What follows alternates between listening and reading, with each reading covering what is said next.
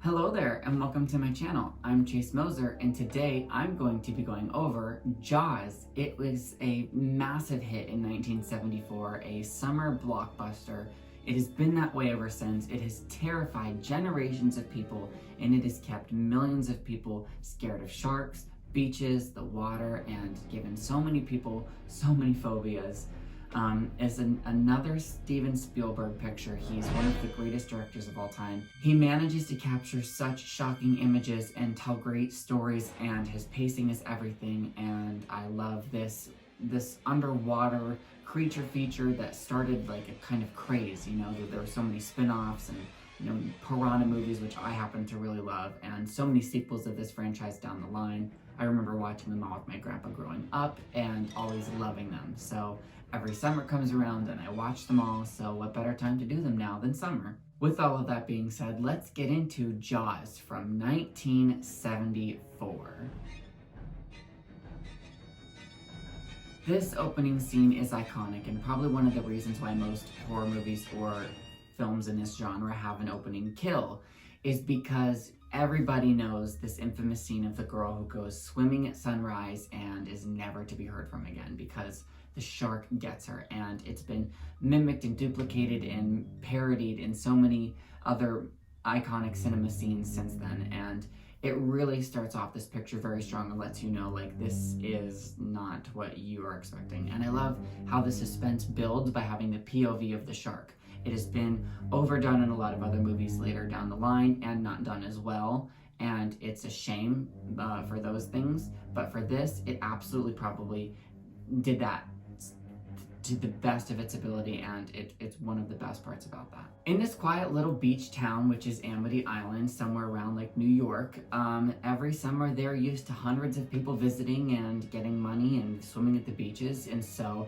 that poses a problem whenever many teenage people end up getting eaten and disappear and show up on shore all bloodied mess. And the mayor does not want to close down the beaches because of the money that they're making in the community that's supposed to be happening. And it's 4th of July weekend and everybody wants to be celebrating and in the water, and nobody wants to be scared and thinking about real life things like that. So obviously that part of the denial keeps the movie going, and what happens is a child gets attacked publicly at a beach, and that it sends people crazily swarming into panic mode, and no one feels safe anymore. The people are outraged, they are traumatized, and it's such a powerful, gripping scene, the dad just trying to keep the community safe and trying to keep this at bay for a very long time and advocating for the shutting down of the beaches and not being able to be listened to. Trying to keep his son safe whenever it eventually comes into the pond that's from the ocean is set off to the side. And we get great attack scene after attack scene, and they're very well paced in this film, but you almost don't notice it because of how everything else is going on, the storytelling, the character building that they're doing, and that's something that can be said about this movie. Is sometimes it's a little slow for me, but it's maybe because I watched it so many times, but when you're watching it, there's so much character detail, and that is what allows you to in turn care so much about the environment and invest into the people and want their outcomes to be satisfying. Having his son be attacked and this iconic shot of like this just person getting eaten and having his leg fall to the bottom of the ocean floor was terrifying, and the blood in the water really shocks people as well, and this felt like an unstoppable force, an unstoppable menace. And what are we to do? We can't talk to it, we can't reason with it. It's not like you can see it, it's out of our element, you can't find it, it's absolutely terrifying, There's no way to know where it is in the water. You have to like wait, essentially. It's a risking game, it's a gambling game. Do you go into the water or do you not, And obviously the best way to not even be bothered by the situation is just be like, fuck that, I'm not worried, I don't have anxiety, I'm not scared, I'm just not gonna go in the water. But whenever there are people at the beach who are like fighting with that, it's like, how do you just go all summer and like be afraid to go in the water? That must be very hard to deal with, especially with kids wanting to sail their boats and everything like that, and it being middle of the summer, peak heat, people want to be in the water, they want to swim. I'm really intrigued by whenever we're underwater checking out the boat wreck and there's so many people trying to catch sharks, and isn't working out, and we figure out that the bite radius of it is so huge that it could only be something so massive like a great white, and a big one at the least.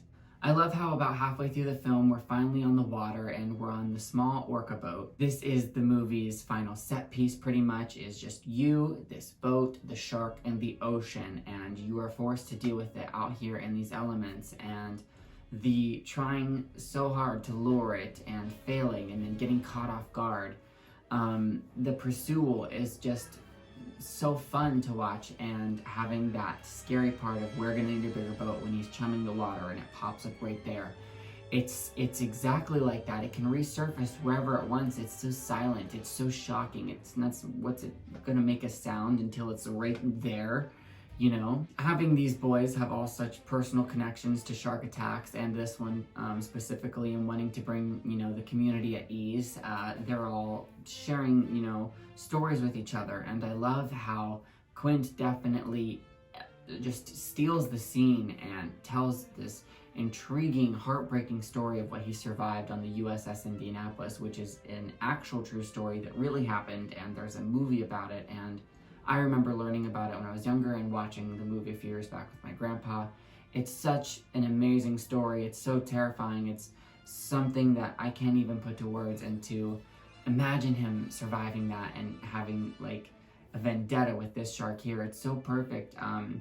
His rage, his angst, his craziness, his everything, his willingness to want to be out there. He doesn't want to let this get away. He's so thrilled to go up against it, him and this shark. I love how the barrels are a symbol of the strength of this beast. You know, they say, oh, there's no way it's strong enough to hold that barrel down. Even if it is, it's only for a couple minutes, and it disappears for hours. And that just shows you how strong and how much this shark doesn't give a fuck. Like, it's awesome. Getting to the finale is my favorite part of this movie, undoubtedly, at all. Like, nothing else can compare. I mean, yes, it's a great movie, and it's all been leading up to this, but them in trouble when this boat starts to sink gives me so much anxiety, because it's so isolating, and that, like I said, the shark is menacing. It's terrifying that you're being, you know, circled and you're just swallowed and enveloped by the ocean. There's nowhere to go, there's nothing to do, and when your boat goes down, you are at risk, bro. Like,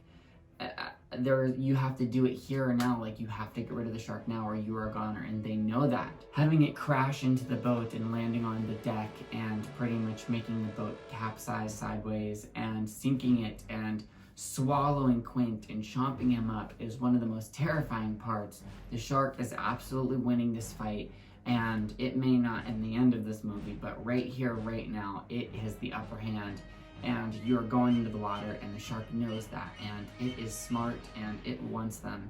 All of the blood pooling out of the mouth of the shark, and seeing Quint scream, and the scene goes on for so long, and the boat is still sinking, and you feel helpless. You don't know what to do as he's stabbing it, and Roy, the main sheriff that we're kind of having the eyes of for the movie, is just watching this happen for him, and there's nothing to do, and then the shark just like takes him under the water, and it's like, it's gone, he's just gone, there's nothing to do. It's like, once you're under the water, sorry, goodbye, see ya, gone, like just gone. It's so scary and so unfathomable. Like, the ocean is like space. Like, it's so hard to conceive the idea of just the vastness of it. Also, one of my favorite parts is when the shark breaks into the side of the ship and he's standing in the cabin, and it's like right there and he's up against the wall. That part is what really, really makes me feel terrified, because there's only so much of the ship that's left, and the shark is ramming it and trying to get inside, like, as it's sinking, and it cannot be patient enough, you know? And so that's just really sticks with me every time I watch it. That one part makes me feel like if I was there, or if I was seeing that is what would stick with me the most, or terrify me the most. And how he's having to work his way up to the tip and crawl up the mast and try so hard to shoot this shark with the exploding oxygen tank is everything. And the success in the end is such a relief, especially after the shark cage fail and it reveals that Richard Dreyfuss' character is actually alive. Poor Quint, though, he definitely went out with a stab, because he stabbed that shark in the face. but the community is at peace, and this terrorizing beast is gone. It won't be there anymore, and I guess it would be safe to say that the summer can resume the way it is with untroubled waters. Although I've always had the thought that, like, if the shark exploded and all of that blood is in the water, it's gonna attract a lot of more sharks to come eat, like, the flesh and the remaining pieces of that. But they swim off and hopefully get out of there in time before that happens, and we're left with one of the most epic stories ever told, a battle of man and shark, land and sea. And I loved it. Hero and villain. How do you tell a better shark story than this? Many people have tried. The sequels have tried, but I'm not sure you can top it, you know? And there are many parts of this movie that are so good, but I will have to say there's a lot of times where I will watch maybe a sequel over this one because I'm so familiar with this that there are some parts that become slow. And I don't mean that in a bad way, but just as a very, very long movie with very little action scenes, rewatchability needs to be rare, you know? I feel like I can't just be watching this one all the time, or it does get kind of boring. So, you know, once a year, once every 2 years, I watch this, like, you know, I try to every summer at least, and that's good for me. The shock value that's there is I love that. Well, that was my review of Jaws from 1974. I hope you liked it. Tell me your favorite parts. Tell me what parts you agree with or what you didn't, what you like about it, what you look forward to when you watch it. How did it terrify you? Did you watch this when you were younger? I absolutely did. It made me want to have a swimming pool. I was convinced there was going to be a shark in every lake that I was in. It didn't matter. I didn't care that it wasn't the ocean, you know? This is my Funkoverse game of Jaws, and it includes the character Quint and the shark, and I have a special edition, and it's got blood around the mouth, and it's got waves at the base where it's coming up out of the water. And if you don't know what Funkoverse is, it's a strategy board game where you move your characters to collect points, try to control parts of the board, and pass territories for points as well. You challenge other characters by rolling dice and doing different abilities to gain points, and it's very, very fun. And your characters that you use are miniature pop Funko characters. So they are your playing pieces, and they come with the board, and they're smaller than typical pops so that they can be moved around the board. And it's awesome, check it out.